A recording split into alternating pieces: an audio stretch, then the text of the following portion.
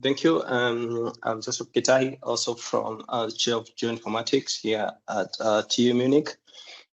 I'm going to present our work in sensor technology, which is integrating IoT data in urban digital twins, specifically enriching 3D city models with IoT data. The format would go, I just give a brief overview of IoT in urban digital twins and the integration strategies. And I'll show our use case, which we have here in the city of Munich, and including a demo of the work in progress that we have. As you know, urban digital twins are combined 3D city models, which represent the physical environment, and also the sensor data, which bring in real-time data that gives the status of the current status of the physical environment. And this include sensors from the energy domain, sensors from the environmental domain, traffic, etc. With this combined, they provide more capabilities for urban digital twins to be used in applications such as visual analytics for monitoring the state of the urban digital twin, and also other use cases such as simulation modeling and further analytics that can be performed either using AI, machine learning, or other statistical analytics. And for this, there's some of the challenges that we have to tackle before we actually integrate this data in urban digital twins. And one of the major issue that we have is that IoT data is heterogeneous in terms of data formats, the models of the devices that we are getting data from, and also from the different IoT platforms that this data is hosted on. The second challenge is that this data is federated in different systems which are managed and owned by different stakeholders. And thus we have to bring this data into a combined platform and for us to use it in a twin model. And one of the major issues that also has been tackled in the previous lecture has been on the dynamicity of IoT data, which requires a lot of resources to make sure that we continuously update the status of urban digital twins with all this data that streams. For example, you could be having traffic data streaming in at 1 minute interval, or air quality data. And this data means that we have to stay up to date with the physical environment. We have to update our digital twins with this real-time data regularly or at a higher frequency. Some of these data sources are also not very or are not adequately published, or they are not published at all. So sometimes it becomes difficult to discover IoT data that you could use in your applications or in different domains. And of course, data privacy, which restricts access and usage of some of the IoT resources that we could use in our cities. Some of our main research goals here, we want to, first of all, integrate and visualize 3D city models with the time data from IoT sensors, fully integrated. This goes beyond just showing the charts or time series charts on top of 3D models, but having an immersive visualization, like updating the properties of 3D city models according to their semantic properties, and also the dynamic properties that keep on changing with time. And some of the questions we are trying to answer here is, can we use the semantic properties or the categories of 3D city models to determine which is the best way to visualize the dynamic properties? Say, for example, you have traffic lanes, you have traffic lights. This cannot be visualized. The dynamic data cannot be visualized in the same way. And we want to see if we can make use of the semantic properties or the category of a city model to determine the best visualization technique to use for visualizing this. Second, under this visualization, we want to answer the question, like, which cartographic techniques and visual variables are required to visualize dynamic data in 3D visualization. And these visual variables include the size, the color, the texture, and many more that can be used to display different information. And of course, these are also dependent on the domain. For example, just to give another example on the traffic, we can color code red to show that the status of high traffic concentration, or green to show like free flowing traffic. But in other domains, you need more visual variables to communicate accurately the information that's familiar with the users and different users in different domains. Since we also have a lot of sensors in the context of urban digital twins, another goal is to evaluate and categorize this sensor data and to see if we can create specific categories and use them to determine the kind of charts, the kind of styling to use, and whether we can use this information to bring in new sensors that are previously unknown in urban digital twins without having to do so much configuration. This works especially in cases where you have a lot of sensors and you cannot determine the data streams accurately, or you have no prior information about the data streams. And we're trying to see if we could come up with a way to store pre-known sensors and try to learn from this. That, for example, this could be a temperature data stream, this could be a traffic data stream, based on the values and also the frequency of the values. Moving on, just to start with the 3D city models and IoT data integration. Here we have, as mentioned before, we have two types or two major categories of data sources. On the one hand, we have IoT data coming from these IoT devices and being uploaded or pushed to different IoT platforms. And these IoT platforms can be either proprietary or open source, like the SensorLink server.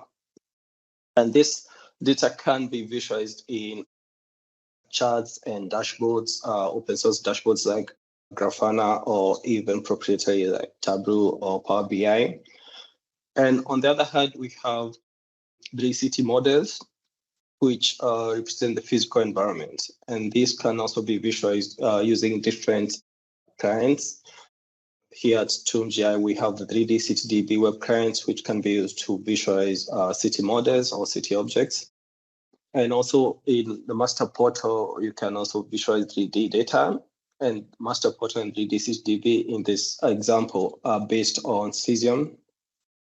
And also Esri has their own proprietary solution, which is 3D WebSim.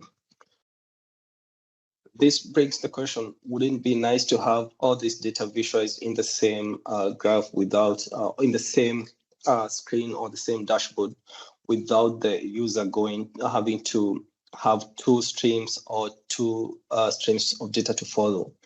In this case, the efforts that have been made in the upcoming CityGML, City Dynamizer, which seeks to define explicit links between individual city objects and features and their sensor observations in linked sensor platforms. And these sensor platforms could be either your own SensorLink server or any other offering that you have that hosts your sensor beams.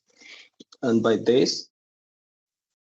establishing these links, then we seek to see if we can have an integrated visualization where we bring this sensor data and also 3D objects in the same scene or in the same visualization without having to jump between two streams of data visualization. So as I mentioned before, the CityGML Dynamizer provides just a structure that enables updating attributes of city objects with sensor data observations. And I'll give an example here would be a traffic lanes city object, which could contain different dynamic properties such as traffic occupancy, traffic speed, and also traffic flow. And this properties could be obtained, for example, from a linked traffic group counter that's on the surface of this traffic lane or under the surface of this traffic lane. With that in mind, so we want to see if this data that we have in charts from different charting libraries or charting applications, either Grafana or you have any other library that you have, whether we can embed this information in charts and at the same time update the properties of these city objects. As mentioned before, we have visualization use case, and this is here in Munich in Boulevard Sonnenstraße. We are using this as our study case. Here we have different types of data, and the first step that we have to do is to standardize this data. Since we're getting IoT data from different platforms, for example, we have traffic loop counters data hosted on MDM, and also we have traffic lights data, traffic light signal switching data also hosted on MDM. And these data sets are in different formats. They are in DATEX2 formats. So the first step we are doing is to transform this data into a standardized form and storing this in an OGC SensorDynx API. Again, this runs on the Frost server implementation, like in the previous lecture. On top of that, we also have air quality data, which is hosted on Umwelt, Bundesamt Umwelt API. And this also is transformed and stored in the same SensorDynx API. On the other hand, we have 3D city models. This includes traffic lanes or traffic objects and street spaces. We also have buildings, and we can also create city models. For example, we can create traffic lights and store them. And this, we model them first of all to CityGML, and then we transform these to 3D tiles for visualization.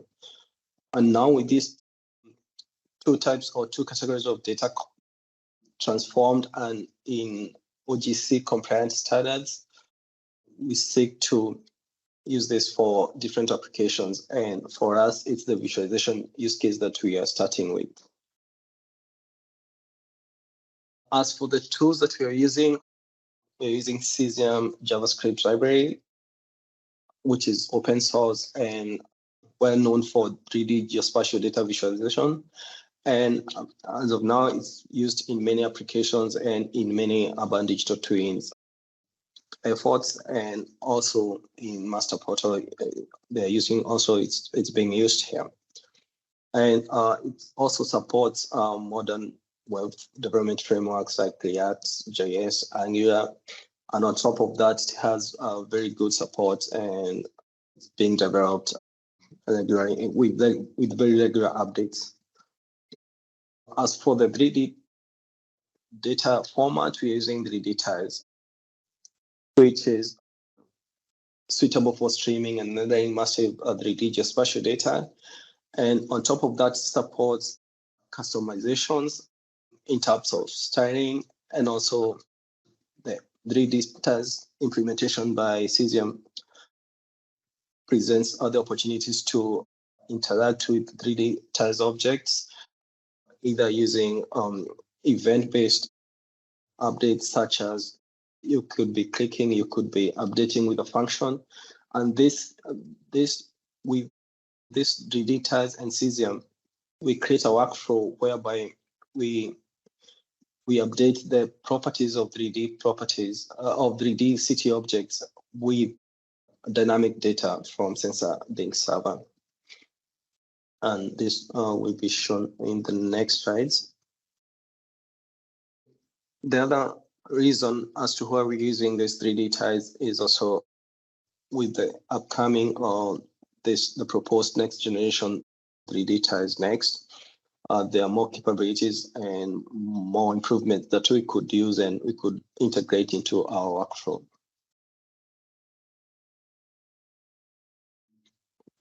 As for this, as I mentioned, we have different data sets. The first data set is traffic groups detectors data for those parameters. And also we have the traffic signal switching data. And the last data set that we have at the moment, but not the least, is air quality data from the State Agency for Environment, but hosted by Umwelt Bundesamt. And this has different air quality parameters being offered. As for our study case, we just have one station here, but all over Munich, we have in total 5 stations. As mentioned before, we already integrated this data in SensorDyncs server, and we're able to visualize this in Grafana dashboards, for example, traffic switching, signal switching data with a timeline of each, with the capability to filter each traffic light and also view the timeline or the status of this light over a specified time period. And this goes also for air quality, and also you can create charts for all the data sets that you have. Now, going beyond just providing this data in forms of dashboards and charts, coming down to visualize this data in 3D environments. And here, give an example of a road section in this Boulevard Sonnenstraße where we have 3 traffic lanes. And for these 3 traffic lanes, they have their corresponding traffic group counters. How we model this data is that this traffic lane, each traffic lane has its semantic properties, but we also go beyond and extend it with dynamic properties. And these dynamic properties in this case are speed, flow, and occupancy, which change over time. And for these 3 dynamic properties, we also specify their resource identifiers which are basically links to the sensor observations in SensorDyncs server. So for each traffic group detector and for each property, we provide a link to its properties. The data visualized in graph looks like this, but then we want to visualize this in our 3D web environment. The first step in this visualization workflow is creating a configuration file where we define 3D tiles. And this is in the web map or web application. We define the 3D tiles that we want to have in our application, and their attribute fields, which contain dynamic fields and their URIs. And we define which dynamic property relates to each property URI. And by this, we also go a step further and define the styling parameters. Cesium offers this capability to predefine styling based on a property. And this property, if this property changes because of an update, then the style will automatically reflect this. So if you define, for example, traffic lane should be green if the value is above 50 or 50 kilometers per hour, and you get a value which is rather than this, then it will change the color accordingly to your specifications.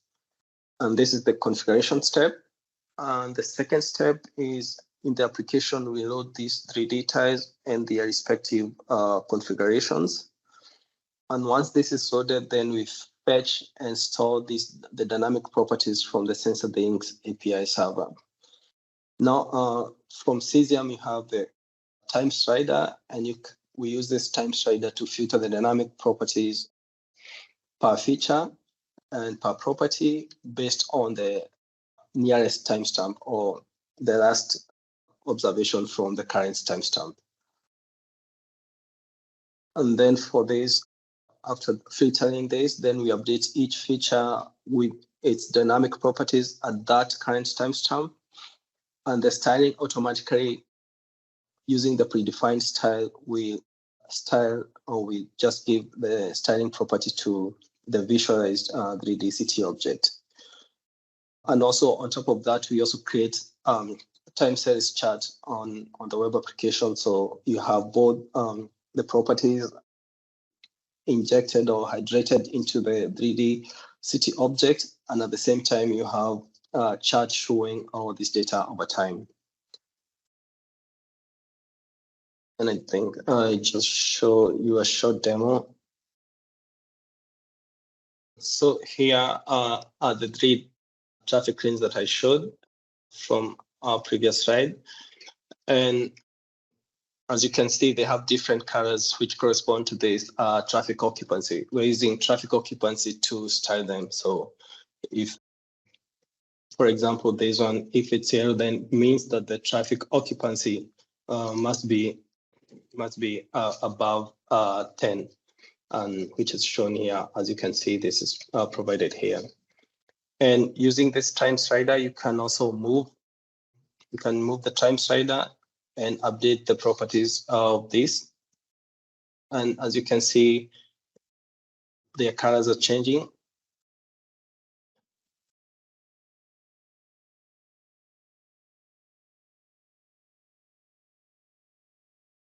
Yeah, for example, that's another change. So here you could see this is above 15 as specified here. So with the occupancy at 16, then this changes. And you also have all the other parameters here, or other dynamic properties also visualized here in this graph. And on top of that, you also have all the other semantic properties, just as you could view them in Cesium default toolbox or info box, just in case you need this information. But for this, then you have a dedicated tab showing the dynamic properties over time. To extend this, you also have the capabilities to select more data from the SensorThings server. So for example, if you want to specify a longer period like you would do, for example, in Grafana, then this also offers you the capability to do this, and you do this in real time. And now you can see more of these results coming here.